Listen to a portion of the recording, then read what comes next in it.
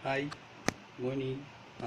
My name is Melvin. Ito yung first video na bibigay ko sa inyo, training about sa pag-sponsor ng mga downlines natin. So, may mga tanong kung ano yung mga reason kung bakit bago natin simulan yung business natin. Syempre, iisipin natin kung ano yung pinakamaganda at pinaka-effective na pwede natin gawin to sponsor at least 10 to 23 sponsor downlines. So ganito yan, ituturo ko sa inyo kung paano maitatawid yung tao sa point A na bibigyan mo ng certain idea na wala siyang masyadong idea about sa business mat ino-offer mo, at yung sa other one is sa point B about doon naman sa tao na meron ng result, healthy siya, active, at the same time kumikita na siya ng marami. So paano na gagawin o paano gagawin ni point B na matawid si point A dun sa opportunity?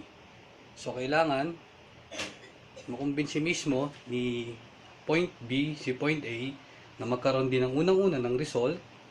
Pangalawa, mabigyan din niya ng proper explanation at proper skills yung mga tao na pwede niyang bigyan ng proper at sapat na information about dun sa product. Unang-una, kailangan din ng product presentation, ng product knowledge, at higit sa lahat, magkaroon siya ng resulta. Kasi nga meron kang kasabihan na magkaroon ng massive result. Kapag meron kang massive result at meron ka rin na massive income at the same time. So for the next video, ituturo ko sa inyo kung paano mo mapepenetrate o paano mo mabibigyan ng sapat na impormasyon yung tao na to kapag na-take na yung product at nasubukan na niya at nagkaroon siya ng resulta, and after ng result, i-explain mo yung massive result na meron siya. So sa grupo ko, so we have to watch this video for the next time. So pag-aralan natin to in my first video. Sa mga susunod na videos na gagawin ko, ituturo ko na sa inyo kung paano makapag-sponsor ng at least 10 to 23 downlines sa organization mo.